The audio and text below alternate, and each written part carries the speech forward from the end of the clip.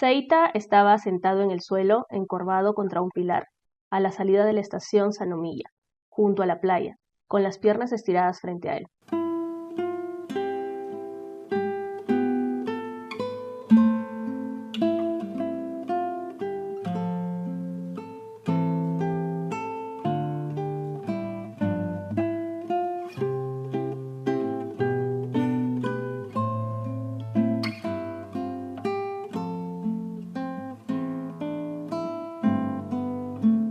Las baldosas vidriadas del pilar estaban desconchadas en algunos lugares, dejando al descubierto el concreto debajo.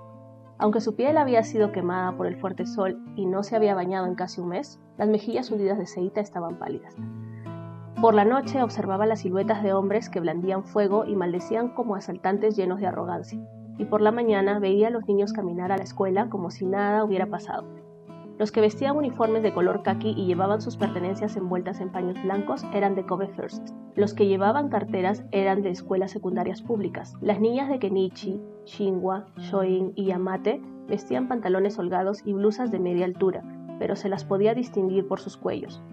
Pasaron junto a Seita en un interminable flujo de piernas. La mayoría ni siquiera se dio cuenta de que él estaba allí, salvo los que notaron un olor extraño, miraron hacia el suelo y, sobresaltados, se apresuraron a evitarlo. Aunque estaba a solo unos pasos de distancia, Seita ya no tenía fuerzas para arrastrarse hasta el baño.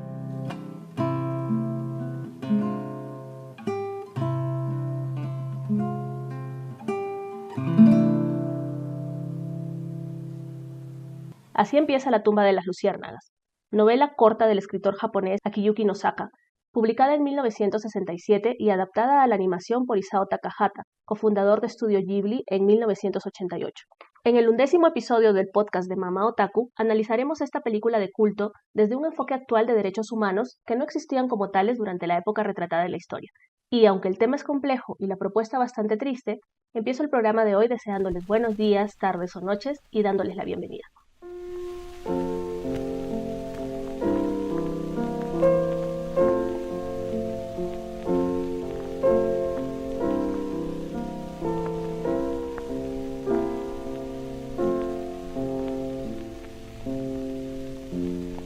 Akiyuki Nosaka, quien nació en 1930 y falleció en 2015, escribió La tumba de las luciérnagas y otros relatos tomando como base su experiencia en los bombardeos de la Segunda Guerra Mundial sobre la ciudad portuaria de Kobe en la prefectura de Hyogo. En Brujas, Gatos y Anime hemos explicado durante el análisis de la película En este rincón del mundo que Kobe fue blanco de bombardeos estadounidenses durante la última etapa de la guerra, porque aquí estaba el segundo puerto más grande de Japón, y la Armada Imperial japonesa tenía centros de construcción naval y fabricación de motores marinos. Pero los ataques no solo estaban dirigidos a los centros militares, sino también a las viviendas de población civil y centros poblados. Isao Takahata, nacido en 1935 y fallecido en 2018, también sobrevivió a bombardeos en la prefectura de Okayama. Esta experiencia fue esencial para construir los entornos áridos y desolados de la película, así como retratar las condiciones de vida de las familias.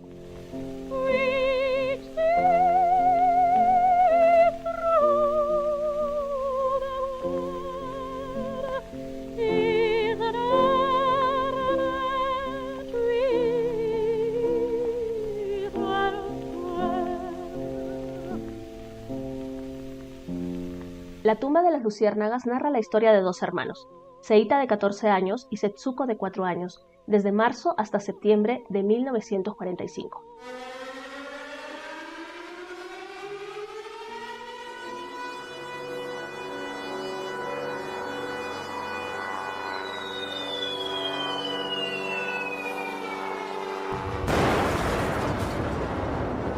Comienza con un cruel bombardeo sobre la ciudad de Kobe, que arrasa cientos de viviendas. En esta intervención armada, la niña y el adolescente pierden a su madre, única protectora en este contexto, pues su padre era un oficial de la Armada Imperial japonesa y estaba participando en la guerra. Llevaba varios meses sin comunicarse. Tras la tragedia, van a vivir con una tía que los recibe con bastante hospitalidad al principio. Sin embargo, poco a poco va adoptando una actitud desagradable hacia ellos, al punto de darles menos comida y tratar con dureza a Setsuko, aún pequeña y echando de menos a su mamá. Sin tener a quién recurrir, Seita toma la decisión de buscar un espacio idílico para vivir con su hermana y cuidar de ella. Pero ambos son niños y nunca se han visto en la obligación de trabajar ni obtener sus propios recursos de subsistencia, en una sociedad que se ha vuelto recelosa y ha normalizado el sufrimiento de los demás. 戻らないと言って目指したのは青い青いあの空。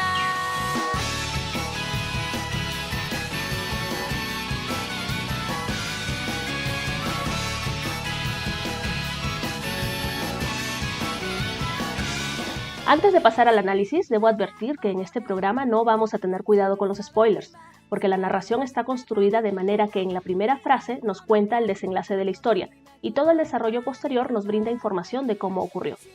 Dicho esto, paso a presentarles a las preciosas invitadas del día de hoy. Rocío Silva Santiesteban Manrique, activista, feminista, escritora, ha sido congresista de la República de Perú por la coalición de Izquierda Frente Amplio y directora de la Coordinadora Nacional de Derechos Humanos. Es PhD en Literatura por la Universidad de Boston, diplomada en Género y graduada en Derecho y Ciencia Política. Es consultora en temas de derechos humanos, género y conflictos ecoterritoriales y profesora universitaria. Y Fiorella Terrazas Espinosa, autora de Come Girls and Other Poems, publicado en 2021 por la editorial Dulzorada, libro con toda su obra poética bilingüe en español e inglés, que ha presentado en Perú, Colombia y México. Ha participado en el Festival Internacional de Poesía de La Habana, Cuba 2023, en el Festival Internacional de Poesía de Medellín 2022, en el Festival Mundial Poético de Uruguay 2023 y en las ferias de libro de Cusco y Lima en 2023. Bienvenidas Fiorella y Rocío, muchísimas gracias por haber aceptado participar en este programa. Buenos días, buenas tardes, buenas noches a todos. Gracias por invitarme, Ángela. Hola, ¿cómo están a todos, todas y todes? Soy Fiorella Terrazas, acá Fioloba, acá desde Lima, Perú.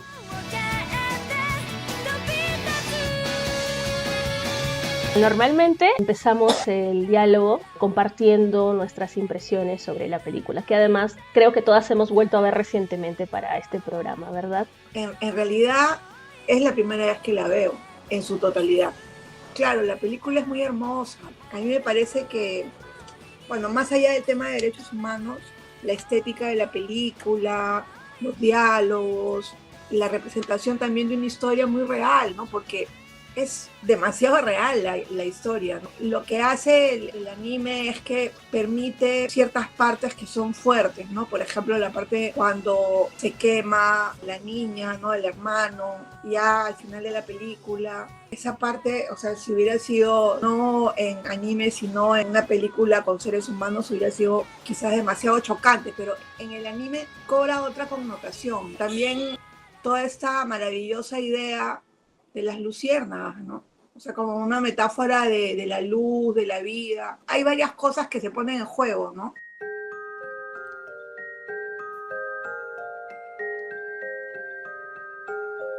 La primera escena de la película es con el ataque, ¿no?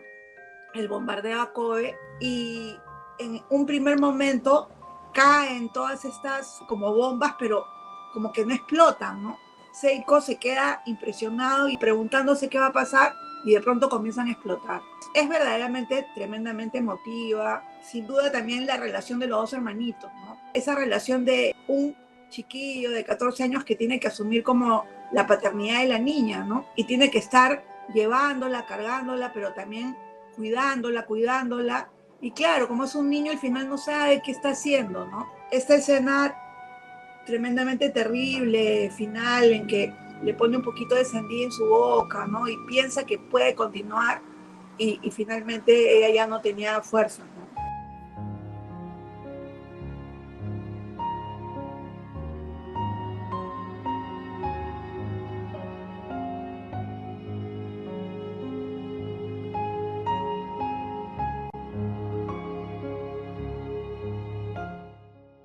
Uno de los elementos fundamentales también de, digamos, de la conmoción que te produce la película, como tú decías, en esa escena como idílica, ¿no? En este extraño refugio que puede poner un columpio y darle de comer a su hermana y tener un espacio donde juegan. Incluso, ¿no? Esto de cazar luciérnagas y ponerlas adentro del mosquitero para que alumbren en la noche, ¿no? Toda esta estética maravillosa, linda, el encuentro entre los dos hermanos, la unidad que hay entre ellos, la bondad también, contrasta con la guerra. Y también una cosa bien interesante, ¿no? Con las reacciones de las personas en la guerra. No dejan de ser japonesamente amables, ¿no?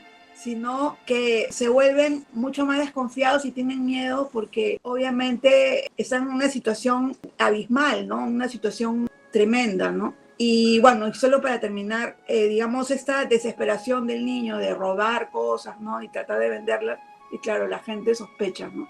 Entonces, es interesante que hay una situación absolutamente deteriorada, pero aún hay pactos éticos que se tienen que respetar, ¿no? Como el no robar. Sí, mira, justamente antes de pasar a Fiorella, un apunte, en la revista Animeyu, en 1987, sacó una entrevista que hizo tanto a Kiyuki Nosaka, el escritor, y a Isao Takahata, ¿no? El director de la película animada de Estudio Ghibli.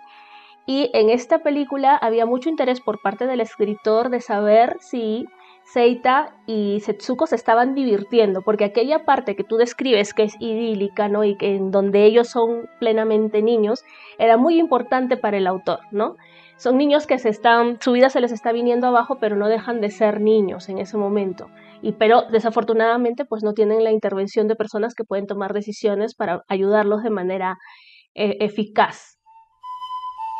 Bueno, Lloradera por tercera vez, una historia que ha estado basada en un libro, sobre todo rescatar eso porque acá estamos dos escritoras que nos dedicamos a escribir y amamos la literatura, entonces nuestra apreciación es muy desde ese punto de vista, creo, ¿no? He tenido yo estos 3 impactos en mi vida con La tumba de las luciérnagas, la novela corta del escritor Akiyuki Nosaka.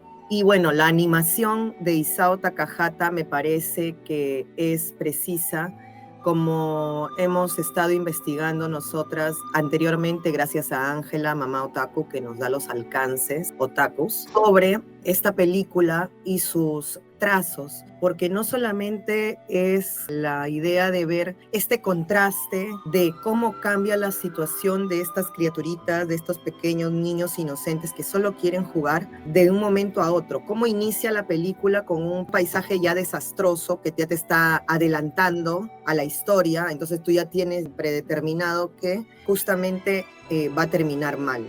A mí me ha recordado mucho a el anime que también vi sobre la bomba atómica en Hiroshima, Hadashi no Gen, en 1983, que seguramente Mamá Otaku la conoce, que es una película súper tormentosa, súper terrible. O sea, si La tumba de las luciérnagas te parece terrible, no veas la otra. Otra cosa que quería añadir sobre Setsuko, sobre Seita, es este amor que tienen y esta compañía y esta especie de apoyo que se dan mutuamente, porque la niñita, o sea, uno la puede ver como una bebé y él la cuida, pero en muchos instantes la ves a ella siendo más fuerte que él. Y es realmente movilizante emocionalmente porque es una pequeña criaturita que le dijeron mucho tiempo después que su mamá había muerto por los bombardeos, y aún así tiene la fortaleza del espíritu suficiente como para darle un poco de fuerza moral al hermano mayor que está tratando de conseguir comida, que también es un niño y que también la está pasando muy mal, pero no puede permitirse llorar porque si se permite quebrarse, seguramente no va a demostrar la fuerza que le tiene que demostrar a la niña menor porque ya no le queda a nadie. Yo me enfoco en eso, ¿no? Como yo a mis 33 años me siento todavía movilizada, como una pequeña niña que le mortifica la muerte de otra gente dentro de su entorno y dentro de la sociedad, porque lo único que quiere es jugar, ser niña, aprender a ser feliz, aprender. Además, la niña es el sostén moral del muchacho, porque una vez que la niña se va, él se deja ir también. Él se va un mes después, se abandona. Todo lo que había luchado y todo lo que había sostenido hasta ese momento, en cuanto su hermana muere, se acaba.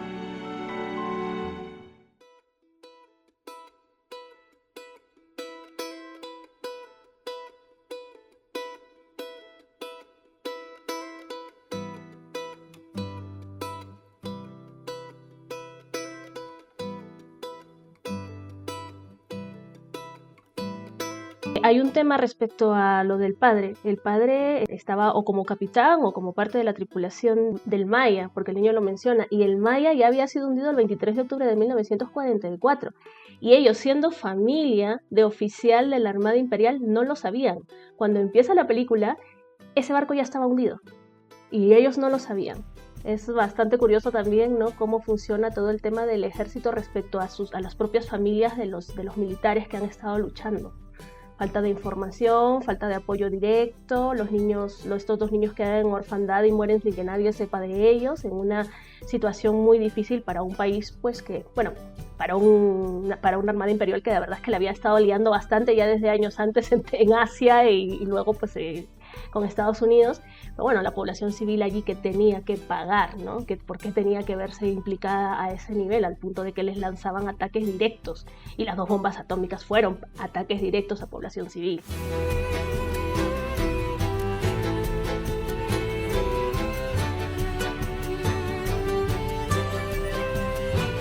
Esta estrategia narrativa de la película, las primeras, digamos, frases del anime es: ese día yo iba a morir, o ese día yo morí, una cosa así, ¿no? Entonces es también interesante porque, obvio, o sea, no puedes narrar que tú moriste en el pasado, entonces, claro, es parte de la ficción, ¿no?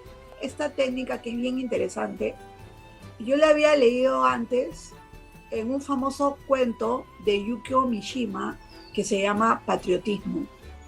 O sea, Patriotismo es un cuento largo, ¿no? Una novela corta, no sé. Es un cuento en el que en la primera escena ves a un oficial también del ejército imperial que se hace seppuku con su esposa. Y esa es la primera escena, y los 2 mueren.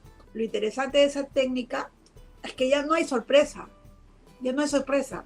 ¿Qué es lo que buscas? ¿Por qué?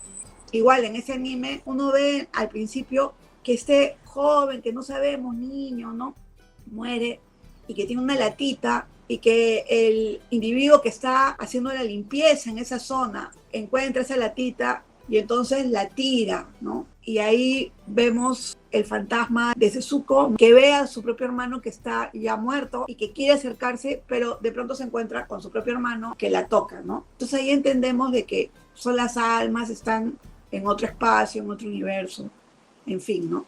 Pero lo que me parece cruel en el sentido de la realidad misma, ¿no?, es que ahí estaban las cenizas en esa latita, la ceniza de la hermana, ¿no? Y que no importa, al final la situación de denigración, la situación de absolutamente convertirte en nada, llega hasta el fondo, ¿no?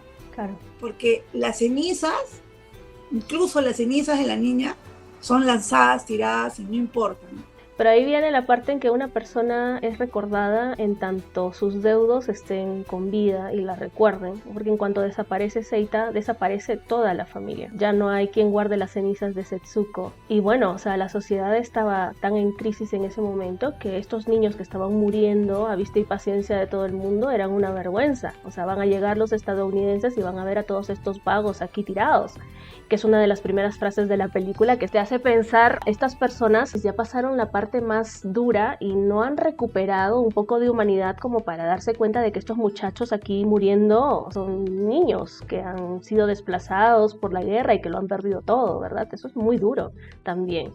Sí, hay una pequeña escenita que casi no se nota. Unas manos le dejan un pan, ¿no? Una bolita de arroz le dejan, sí. Alguien se acerca y le deja algo, sí, pero ya no puede. Sí, ya no puede, ¿no? Entonces, lo que sucede es que, bueno, la guerra lo transforma todo, ¿no? Así la es. guerra es monstruosa, digamos, en un día puede cambiarte la vida radicalmente. Bajando por el boulevard, van bajando una a una las madres, van girando por Plaza Central, buscan cuerpos sin alma, lo saben.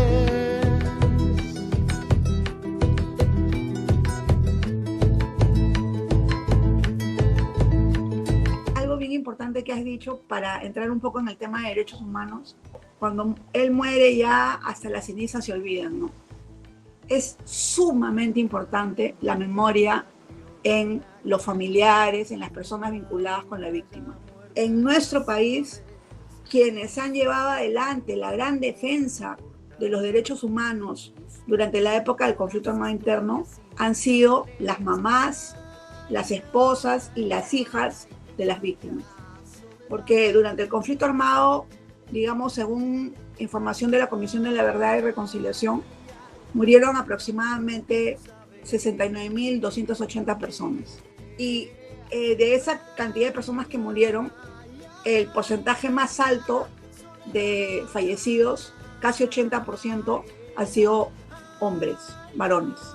¿Quiénes son las que mantienen la lucha por los derechos humanos? Las mujeres, ¿no?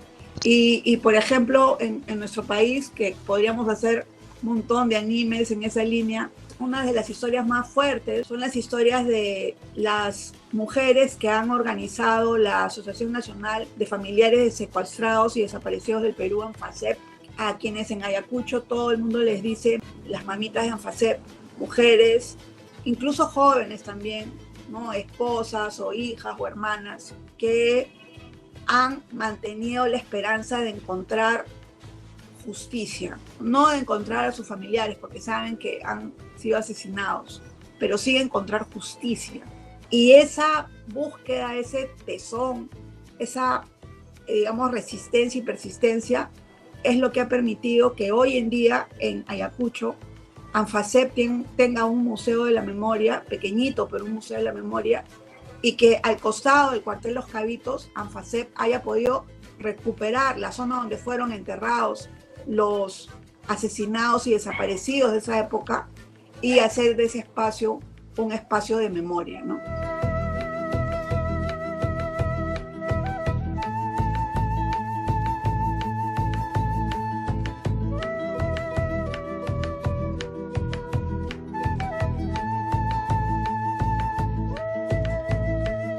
Finalmente, estas películas también son parte de la construcción y del mantenimiento de la memoria colectiva de un país, en este caso Japón.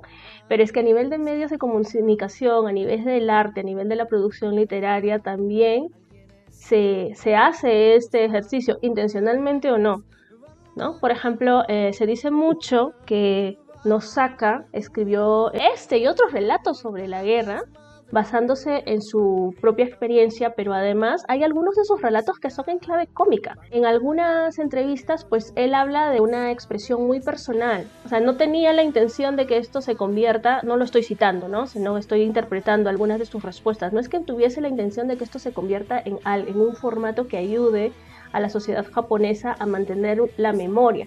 Era él haciendo su ejercicio de producción literaria, de extraer esta experiencia y de también sanar algunas heridas. Sin embargo, al final, mira tú, esto es parte de la construcción colectiva japonesa de memoria histórica. Fiorella, me comentabas en una conversación previa que finalmente también tu familia es migrante, ¿no? Y que se asentó en Lima también por un tema de búsqueda de seguridad, saliendo de una situación de violencia.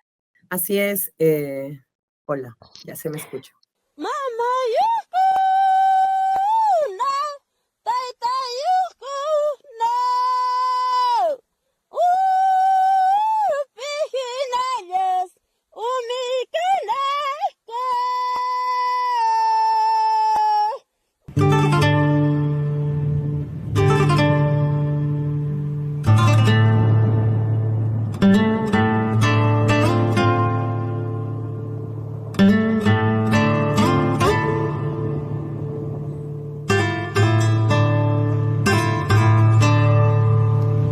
Río Grande de Chalhuanca. En mi caso, yo no perdí a mi papá y a mi mamá por la violencia. El conflicto armado interno, como ya mucha gente sabe, atacó principalmente al sur andino. Así como hay Museo de la Memoria en Ayacucho, podría haber tranquilamente Museo de la Memoria en Chalhuanca, en Cusco, en Puno, quizás. La verdad, mi papá vivía amenazado todo el tiempo, niño amenazado en el colegio para estar dentro de Patria Roja y si no lo mataba. Esa era la realidad de nuestros padres y seguramente de muchos padres de jóvenes que, como yo, hemos nacido en Lima, en los conos de Lima, ¿no? Nosotros habitamos los cerros porque hemos tenido que invadir porque no teníamos ni un sol. Así vino mi papá y mi mamá acá. Mi mamá, bueno, viene de una familia que estaba muy mal, también muy pobre, campesinos, mi papá también campesinos, pero a mi mamá sí la quisieron adoctrinar dentro de la Universidad del Centro. La Universidad del Centro fue tomada Era un conflicto muy desordenado y lógicamente yo no nacía en ese momento, así que sé que mucha gente de mi generación ignora estas cosas y a veces hasta mitigan la importancia del memorex que necesitamos de estas historias, ¿no? De los años 80, la situación anterior a nuestro nacimiento, porque yo nací en el 90. Qué bueno poder encontrar una reivindicación de la vida de dos niños completamente inocentes, que tal cual como mi padre, que tenía también 12 años, ¿no? Sin una hermanita a cargo, sino con 12 hermanos a cargo, que tuvo que dejar en la chacra porque tenía que trabajar, y trató de llevárselos poco a poco a Lima, ¿no? Hasta que se logró invadir, ¿no? Lógicamente, porque todo invasión, no teníamos un sol, mi abuela tampoco, mi abuela también invadió en San Juan de Miraflores.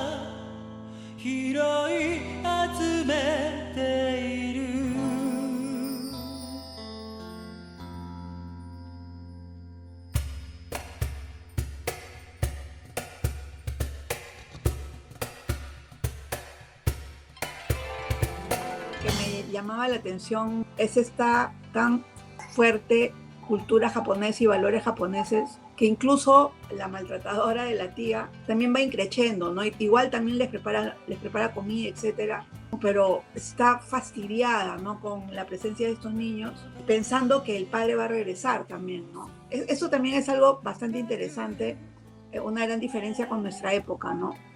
La información, cómo se demora en llegar, y todo te enteras demasiado tarde, o sea, ya pasaron 2 meses, ya pasó un mes, ya. O sea, esa gran diferencia con el momento actual, ¿no? En que mientras están bombardeando los niños de Gaza, nosotros nos estamos enterando de que están muriendo los niños de Gaza, ¿no? Bueno, ese es otro tema que quería tocar, pero quizás más adelante, no sé, porque el tema de los niños, ¿no? En la guerra, los niños en la guerra, es un tema tan dramático, terrible, ¿no? Estaba viendo para este podcast algunas fotos reales que han servido también de inspiración para el anime, y las fotos reales son terribles, son dramáticas, de los niños cargando a sus hermanitos. Y también como dice Fiorella, ¿no? O sea, ¿cuántos niños también en nuestro país, en la época del conflicto armado, han tenido que cuidar a sus hermanos? Han tenido que hacerse responsables de la comida, o sea, conseguir comida para sus hermanos, ¿no? Conocemos poco de estas historias, ¿no? Quizás una de las pocas historias que se conoce es la historia de Lurgio Gavilán, en Memorias de un soldado desconocido, que él cuenta que cuando tenía 11 años, más o menos, 11 años, se encuentra con un amigo de su hermano que se había metido a Sendero Luminoso. Y él le dice, ¿y mi hermano? ¿Cómo está mi hermano? Y el amigo le dice, ¿pero tú quieres ver a tu hermano? Sí, yo quiero ver a mi hermano. Entonces, vente conmigo tal día y me vas a esperar en tal lugar. Y entonces Lurgio lo espera y se va con este chico a buscar al hermano, pero en realidad entra a Sendero Luminoso, ¿no? Cuando tenía 11 años. Era un niño quechohablante monolingüe, no hablaba castellano. Y bueno, lo que sucede con Lurgio es que a los 14 años, cuando él estaba totalmente dentro, pero sin ningún tipo de posibilidad de hacer nada, o sea, ellos no tenían armas, les daban cuchillos para que maten a la gente, la tenían que matar a cuchillazos porque no podían gastar en balas. El primer día cuenta él que cuando se va con este amigo de su hermano, ¿no? Que además, bueno, el amigo tendría pues 16 años, él 11 años, ¿no? Una situación así dramática. El primer día para comer le dan una sopa, ¿no? Y una cuchara, y entonces él comienza a tomar la sopa y todo el mundo lo ve y se da cuenta de que él solo podía tomar 2 cucharadas. Y después le tenía que dar a otro 2 cucharadas, a otro 2 cucharadas, a otro, porque eso era lo que tenían. Al final termina famélico, como la niñita, ¿no? O sea, es, en la escena de la tumba de las luciérnagas, algo que se ve desde el principio es que Setsuko tiene cine sarna, ¿no? Se comienza a tener esa picazón, etcétera, y el hermano no sabe qué hacer, ¿no? La baña, Con agua del mar para que se le pase. Pobre, no tiene idea. Exacto, no tiene idea y la lleva al médico ya cuando también está muy mal, ¿no? Y el médico, ¿qué le dice? No tiene nada, tiene que comer. Y él en ese momento dice, pero ¿de dónde voy a sacar comida? ¿No? ¿De dónde? Claro, Y desesperado. es como tanta responsabilidad para un niño de 14 años. Estas historias que son tremendas y son muy fuertes, son historias que también, si pudiéramos tener también la posibilidad de hacer arte, y la hay, ¿no? Hay mucha gente que ha hecho arte de historias de conflicto armado, pero digamos en esta línea, ¿no? De hacer arte también desde esta perspectiva más otaku.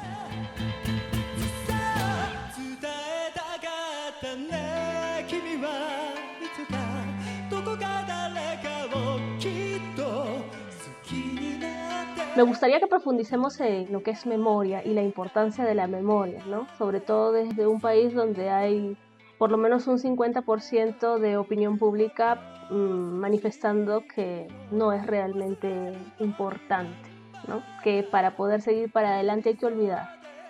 Teniendo en cuenta que hay otros países que han sufrido cosas terribles y que casi 100 años después no olvidan, porque no se trata de olvidar, sino de aprender y tener presente, ¿no? Las cosas que han ocurrido.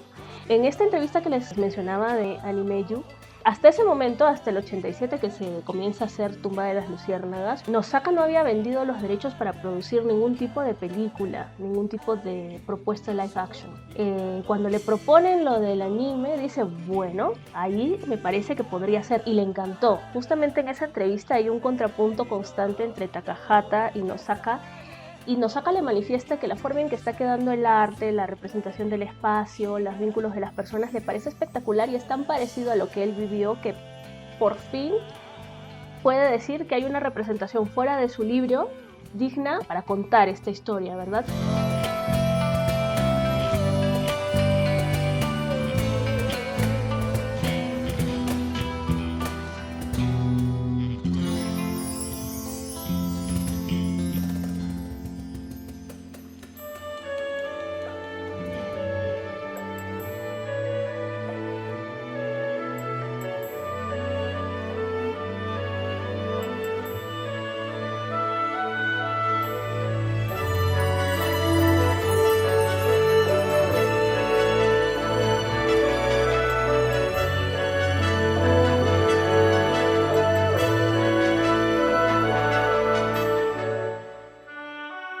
Takahata y Miyazaki son personas muy implicadas políticamente, o sea, a lo largo de su vida, en toda su juventud, eran sindicalistas, eran personas organizadas que siempre han estado pensando en el salario de los animadores, en el tipo de trabajo, y se han manifestado abiertamente ambientalistas. Está esta película Porco Rosso con la famosa frase de prefiero ser un cerdo que un fascista, ¿no? Que es de Hayao Miyazaki. Entonces ellos siempre han tenido este perfil y siempre han hecho denuncia a través de su arte, a través de su obra. No es una sorpresa que Takahata haya sacado esta historia, así como posteriormente sacó Pompoco, que es totalmente una crítica a la burbuja inmobiliaria y a la deforestación de extensiones de bosque para poder instalar nuevas urbanizaciones, ¿no? Y el choque tremendo que hay entre la cultura tradicional y los yokai, etcétera, con la gente que llega a habitar estos espacios.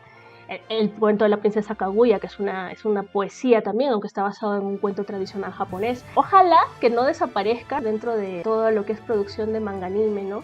Y de cultura popular, estos perfiles, este tipo de gente que está realmente comprometida y que busca a través de sus obras, no sé si un cambio, pero sí dar un mensaje. Rocío, si nos metemos a analizar todos los Gundam, vemos una cuestión de militarización de niños y adolescentes que te puedes morir y te puedes pasar un año entero analizándolas. Bueno, casi siempre el héroe típico japonés de las historias neketsu para adolescentes es adolescente, o es un niño que está entrando en la adolescencia y que además está en orfandad o a punto de quedarse huérfano. Eso es un perfil muy repetido en este tipo de historias.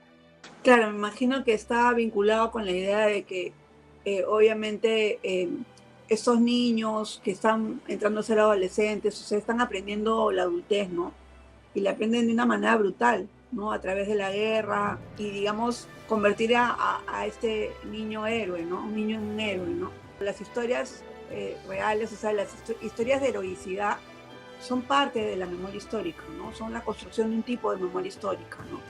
Y en nuestro país también hemos tenido eso, ¿no? Ha habido también una propuesta de construir una memoria histórica sobre la heroicidad, especialmente de las Fuerzas Armadas, ¿no? Lo cual es una verdad media.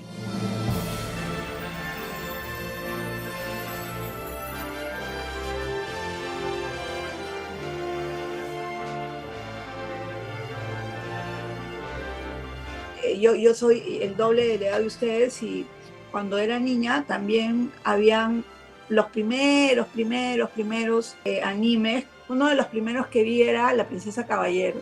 Lo que tenía que hacer esta joven era disfrazarse de hombre, porque se esperaba que fuera hombre, no que fuera mujer.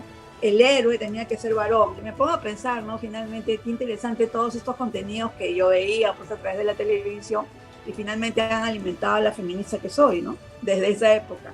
Esta idea de la heroicidad también está, por ejemplo, en los relatos de la Segunda Guerra Mundial. Ahora que se está trabajando más el tema de repensar la Segunda Guerra Mundial, ¿no? Especialmente después del libro La guerra no tiene rostro de mujer, de Svetlana Alexievich, que ganó el premio Nobel, esta escritora bielorrusa que realmente demuestra que las mujeres estuvieron en la guerra.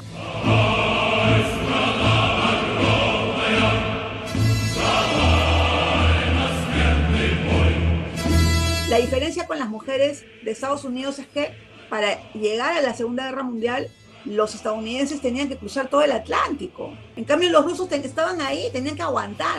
Entonces, cuando comienzan a morir los varones, comienzan a entrar las mujeres, y las mujeres no estaban en la retaguardia, las mujeres no eran enfermeras solamente. Las mujeres eran francotiradoras, ¿no? Y lo que sucede es que se quiere mantener una memoria heroica. Y, por ejemplo, hay una escena en ese libro en que el esposo, que había sido soldado, de una mujer que había sido francotiradora, le dice, no cuentes eso, ¿no? Tienes que contar la gran guerra de la madre patria, la guerra de los héroes, porque ella, o sea, una madre de familia que era como, no sé, pues una babushka toda linda con su pañuelito en la cabeza, le habían dado un premio por matar a 79 personas. O sea, ella había asesinado a 79 personas como francotiradora. Y el esposo no quería que nadie sepa eso, ¿no? Porque le parecía que no era digno de la historia de la Gran Guerra. Entonces, tenemos estas historias de heroicidad, pero las otras historias, por ejemplo, las historias de las mujeres de confort en la guerra entre Japón y Corea, que fue una cosa atroz, ¿no? O las violaciones sexuales de los rusos a las mujeres alemanas rendidas, y no solo de los rusos, de los norteamericanos, que eso no lo cuentan en las películas. Los norteamericanos entraron a las ciudades alemanas y comenzaron a violar a jóvenes, adolescentes, a niñas. O sea, la violación sexual es un elemento terrible que es parte de la guerra, ¿no? Claro, esto no lo vemos en esa película porque, bueno, está más centrada en la supervivencia y finalmente en la derrota, ¿no? Porque lo que vemos en La tumba de las luciérnagas es la derrota de estos niños intentando sobrevivir. Eso es lo súper conmovedor de la película, que por más que hacen todo el esfuerzo al final, o sea, simplemente no pueden. Uh-huh. Y no pueden porque son niños, exactamente, porque son niños, ¿no?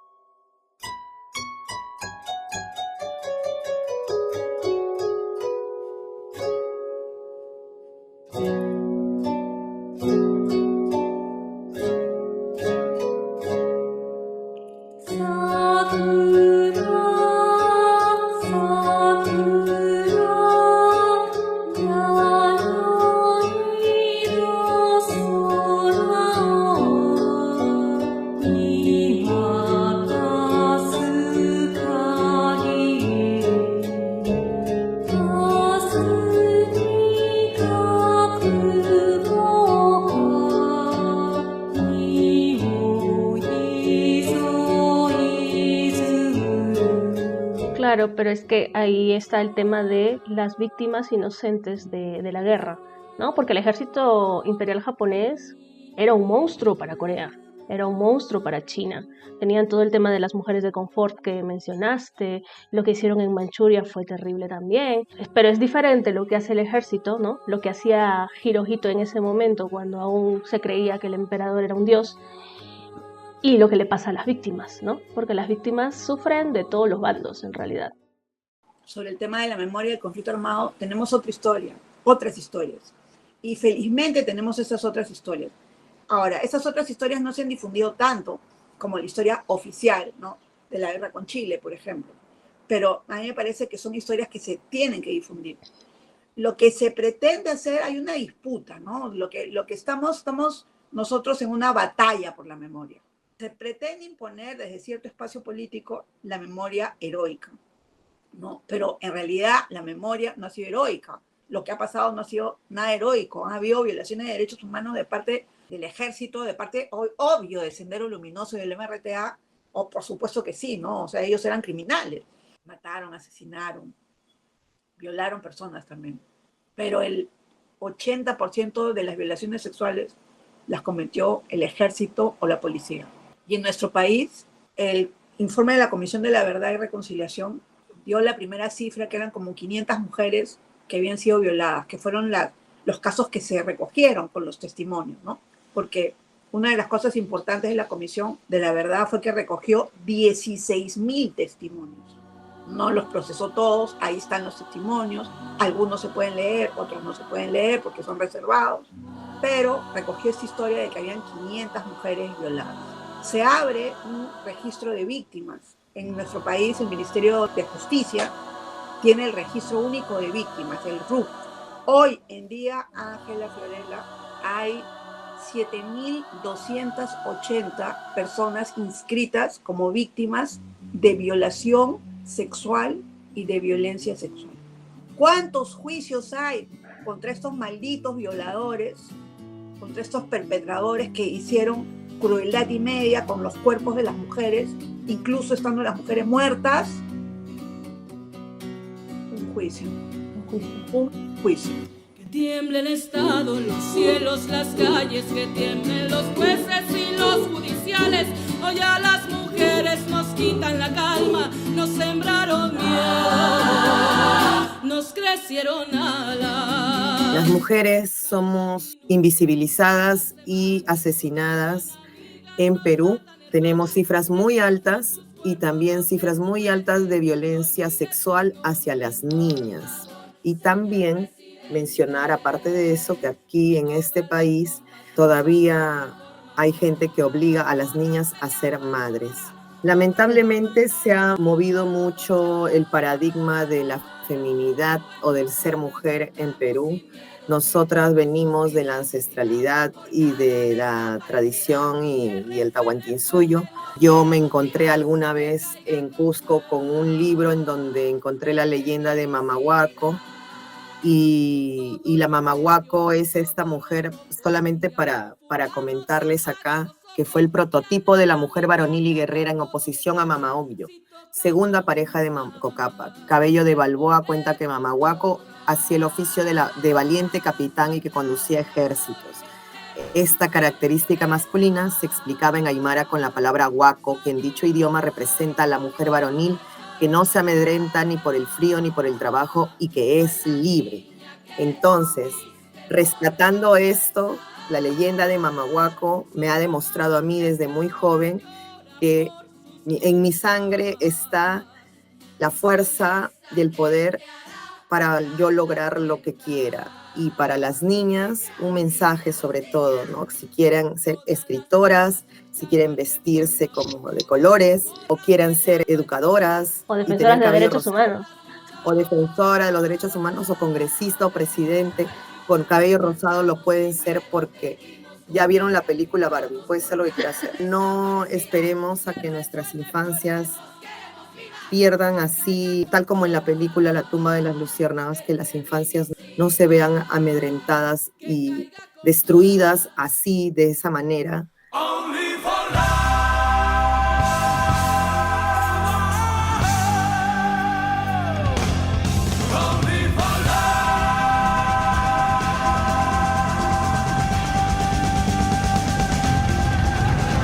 A mí me gusta siempre dejar una pauta sobre las acciones que podemos hacer desde la sociedad civil. Porque claro, hay muchas cosas que dependen del Estado, que dependen de los funcionarios, de las funcionarias. Ahora mismo estoy trabajando una sistematización con defensoras y defensores de derechos humanos. Finalmente se trata de gente común y corriente que en algún momento determinado decide implicarse en una situación específica para poder evitar una injusticia, ¿verdad? ¿Qué podemos hacer los seres humanos comunes y corrientes de a pie, que vamos por el mundo, haciendo nuestra vida. Yo creo que lo más importante es la empatía con el otro, ¿no? Es, digamos, vivimos en una sociedad de un consumismo hiperindividualista, ¿no?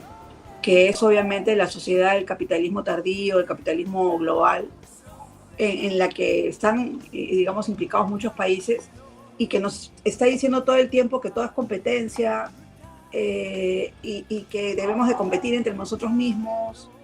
La solidaridad se vuelve un valor totalmente despreciado y a mí me parece que la única manera de sobrevivir como seres humanos es en comunidad, ¿no? Digamos, esa es una verdad biológica, ¿no? Los seres humanos no podemos vivir de una manera individual. O sea, necesitamos de la comunidad, necesitamos de la cultura, necesitamos de los otros para poder existir, ¿no? No podríamos existir sin los otros, ¿no? Entonces, pienso yo que algo sumamente importante para el tema de la defensa de los derechos humanos es tener una empatía precisamente con las víctimas, ¿no? Y eso implica que muchas veces puede implicar solamente hacer un retweet o poner un like en Facebook o en TikTok o en Instagram, ¿no? Difundir algunas de las situaciones terribles por las que pasan las familias en búsqueda de justicia.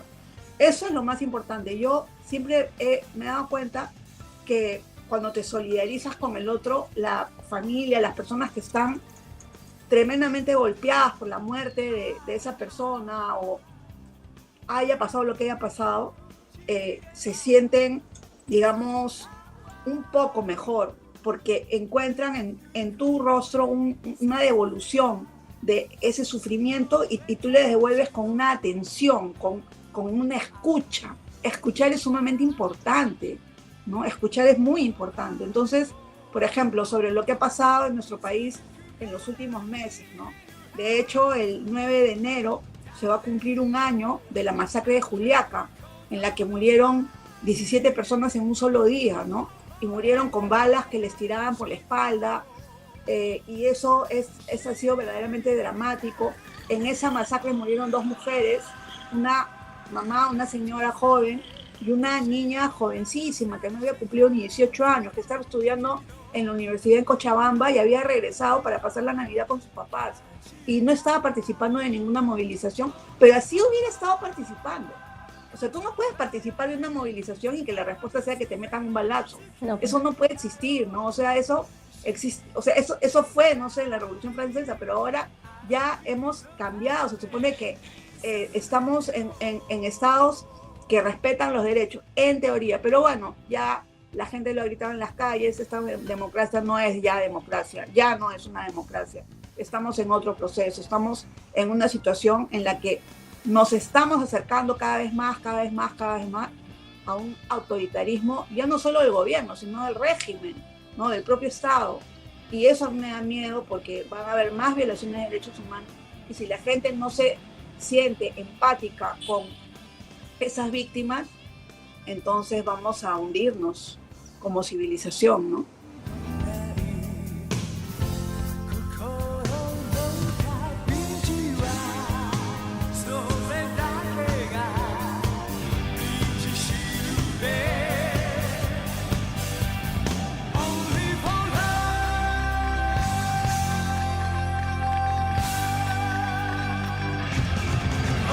Muchas gracias por acompañarnos hasta aquí. Espero que los temas que hemos tratado en el programa de hoy les sean de utilidad y les brinden la oportunidad de reflexionar y de tomar acción si es necesario. Recuerden que pueden seguirnos a través de las redes de Mamá Otaku en Facebook, Instagram y TikTok y escuchar el podcast en Spotify. Muchas gracias, Ángela. Yo solo, digamos, algo que ha dicho Fiorella que me parece bien importante es pensar también en que nos están escuchando que sí se pueden hacer cosas, ¿no? Nosotros podemos hacer la diferencia, de verdad. Incluso hacer la diferencia también al sentirnos sensibles en torno a temas como la injusticia y la violencia y la violación de derechos humanos de los niños y de las niñas, ¿no? Ver La tumba de las luciérnagas con toda su poesía, con toda su maravillosa expresión también cromática, ¿no? Los colores son increíbles, ¿no? Todo eso nos hace pensar, repensar y creo que nos hace mejores seres humanos. Por eso es el arte, ¿no? Lo que ha dicho Fiorella también. El arte, la poesía, la narrativa, digamos, incluso cuando son historias fuertes, ¿no? O con humor, o con ironía, o incluso con sarcasmo, nos permiten reflexionar y pensar en la vida y ojalá sernos mejores seres humanos.